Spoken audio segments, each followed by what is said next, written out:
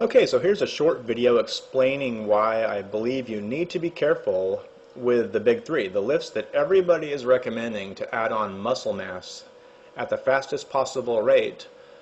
I say you need to be cautious with them, and I'm going to show you some visual examples and some photos of what I mean by that. So let's start with photo number one here. Okay, here's an example of a guy who is extremely muscular. He's a big guy. You can tell that he's probably extremely strong in the gym, impressive at bench pressing, and probably can deadlift a ton and squat a bunch too. Unfortunately, if you look at his lower body, there's a curvy look to it. The obliques are, he has a thick waist from doing the deadlifts and squatting and stuff like that, because it requires a decent amount of muscle to stabilize your upper body when you're doing extremely heavy lifting like that. And from the hip bone on down the side of the leg to the knee, it kind of explodes out. And if you look at that red line, it's almost an hourglass effect. And if you're a guy, I think you want to avoid that.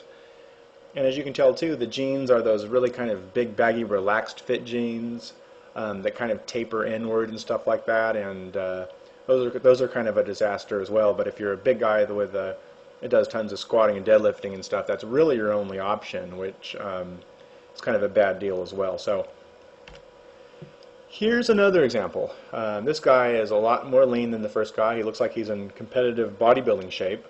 And his physique, it's impressive. I mean, it took a number of years, I'm sure, to get to this level of conditioning, and he has extremely low body fat levels here, and he's dieted down, and again, impressive, but not necessarily the look that you're after if you just want a pleasing physique. So, and as you can see in this picture, his legs kind of have that sweeping, curvy effect to them. And bodybuilding magazines and fitness magazines and forums, they even talk about how to build the sweep to the thighs, to make the thighs really jut out. And my opinion is you should avoid that, and you don't want to have massive legs like this.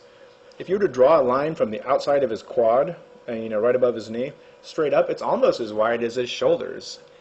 And I would recommend to avoid that sort of look. So let me show you a couple pictures of a better, more angular look, and what I mean by not curvy. So here we go. Okay, here's a guy that's slim and muscular and has more of a clean look to it. See, it's more of an angular look. Like if you go from the armpit down to the hip, it's more of a straight line. It doesn't curve in and explode out. And you can't see his legs, but I would almost guarantee you it's a more straight up and down line. So here's a guy too, that angular look, not curvy, and this is what I'm talking about. And again, when we were talking about the first guy who was wearing those big jeans and stuff, the problem with over-reliance on squats and deadlifts in particular is it's near impossible to look cool in a suit. I ran a men's suit store for a number of years, and it was guys that came in that were that big, in the lower body especially.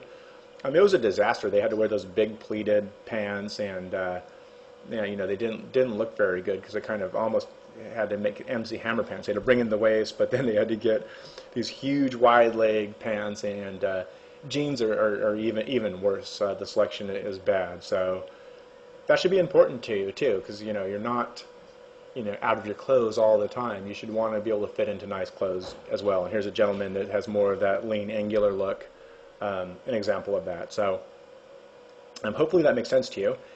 In the next video, I'm going to talk about how it's not just where you add the muscle mass that matters, it's the type of muscle that you add too. There's different ways of lifting that will make a muscle either look kind of that soft and fluffy, pumped look, kind of rounded, or more dense and angular, which I think is a better look to aim for. So check out video number 2. It's partway down the page. Just read the text in between, and it's a short video too, but important. All right, thanks.